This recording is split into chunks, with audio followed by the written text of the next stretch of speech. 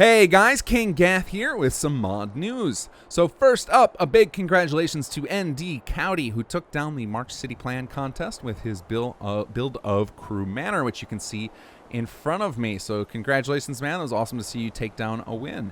And normally I would also be telling you could go download the update right now to get access to this city plan and more, but because we delayed or rather extended the deadline on this city plan contest, we had to push back everything else, so it took us longer to produce the videos, longer to get the voting out, and therefore longer to get the update done to the pack. So watch for those updates to go out next week.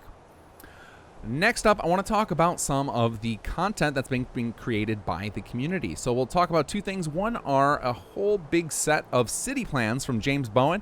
He's the guy who created all those Horizon-themed city plans. He's also now created a series of super lightweight city plans that are designed for those of you on low-end PC or on Xbox, and they basically give you some under-the-build limit city plans that you can use that should be safe for most of you. So definitely check those out. I will link them below. They're available as an all-in-one ESP on Xbox and ESL format on PC. The other thing I want to talk about are all of the crazy faction packs we're getting. So we've gotten a lot of interesting faction packs. So I knew we were going to get some for the major factions like the Minutemen and the Brotherhood, but we've also got some very creative ones like the Forsaken Vaulters, which is based on the people in Vault 111, Children of the Commonwealth, the Libertalia Raiders. So there's a lot of creative stuff going on in the faction packs. And if you haven't tried a faction pack, effectively what they do is they allow you to play the game with, instead of using settlers and focusing on building up settlements, you're building essentially war outposts for these particular factions. So settlers end up being replaced by these faction members, and you get to design the way they take over the Commonwealth, and you can do it in a combination of rescuing settlements or fighting them like you do with the Raiders. But the point of this is that Conqueror is no longer just a Raider mod. The theme of it at the core was Raiders when we started, but it's definitely evolved way beyond that. There's a lot of stuff you can do, and you don't even have to do any of the combat stuff. You can strictly use it as a way to add some map randomization, because it does have that feature that does not require you to play any of the raiding mechanics, that allows you to pre-start the game with the cities pre-built. So if you've been looking for an excuse to try Conqueror and you don't want to play Raider, this is a great time to do it. There's a lot of cool faction packs out there, and I think they've barely scratched the surface of what's possible. It's already clear that people are getting real creative with what they can do with factions, and I'm real excited to see where this goes in the future.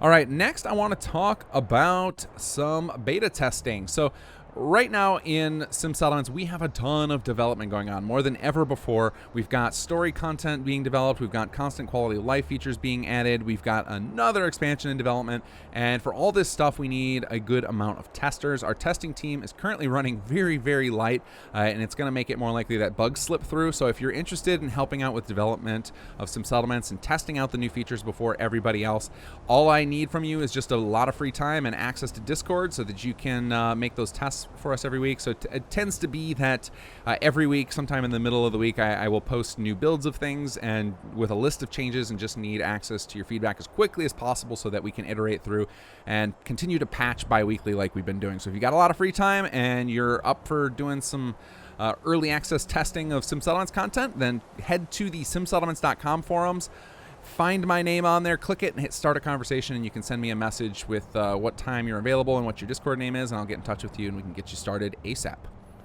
All right, next I want to talk about two mods that I've updated in the last week. So first up is Mega Pack Year 2. This is just a tiny update, the 1.0.1 update, and this just fixes a handful of little bugs, so definitely grab that if you're using Mega Pack Year 2.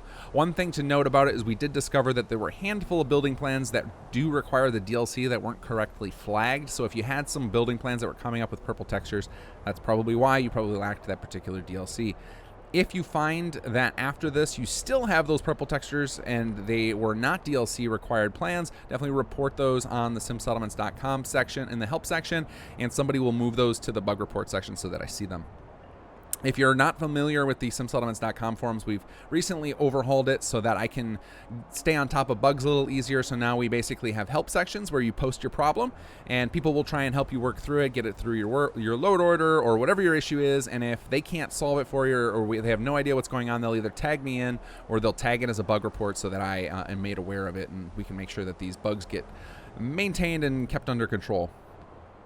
Speaking of bugs and saying things that need to be under control, Workshop Plus 1.0.5 is now out. So that fixed a really dumb mistake I made in 1.0.4, and I apologize for Workshop Plus users for not catching this sooner. I know I broke the blueprint system, or at least I made it really difficult to use. I know there was some users who figured out some workarounds. That is now fixed, and I also added a couple of new features. One is the ability to auto clear the weather, because personally I love having nice bright skies when I'm building so I can see everything. So now you have the ability to have that happen automatically.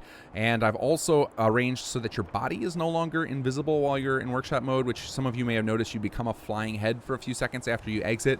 And while that generally wasn't a huge ordeal, the one problem that it really had was that it prevented you from accessing your Pip-Boy right away. So now you should only have a short delay before you can access your Pip-Boy instead of that 3 to 5 seconds that was currently. Next, I want to talk about the new series that I just launched this week, and thank you to Scavenger Luke and Galdevant who have volunteered to take on video editing. So since previously Rick was handling all my video editing, and now that we've got 2 people doing it, I'm able to expand my reach a little bit, and also we've kind of came to an end of the Sim Settlements tutorial play series, so I had extra time to fill in a slot, so now we're doing modding tutorials. So this is something I've always wanted to do, and thanks to those 2, I actually am going to be able to do it, because I can just put in the time to dump my knowledge out there, and then these guys are making the videos look absolutely beautiful. So check out that series if you ever thought about modding and maybe you were worried about how much research time it would take. I'm going to try and take a lot of that out by gathering those resources for you, gathering that information into a singular forum. We've also got a Discord channel available to help people out who are interested in learning how to mod. So definitely join us on that journey. I'm real excited to get all this knowledge out of my head, because I really hate when tribal knowledge prevents a field from growing, so I want to do my part to get as much of my knowledge about Fallout 4 modding out there to the community. And as I mentioned in the intro video to that series, a lot of this knowledge will also be able to translate into modding Skyrim or any of the other older Bethesda games, and that's because one of the biggest things that you've got to get over, the biggest hurdles, is just understanding how the tools are laid out and understand how the different parts of the game work, so that you know the right questions to ask to build the thing you want. And so this series, even if you're not looking to mod Fallout 4 specifically, should give you the building blocks you need to mod any of Bethesda's games that use the creation kit or variations of it.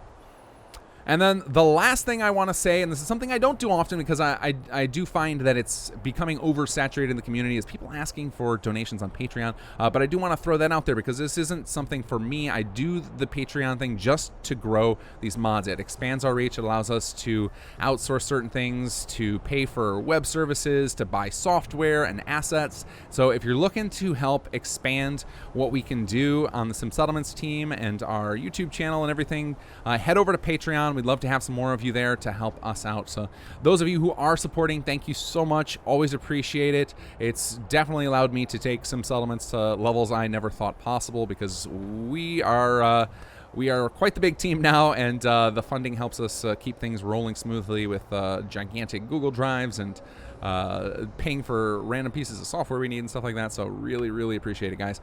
All right, all that said, take care and enjoy the mods.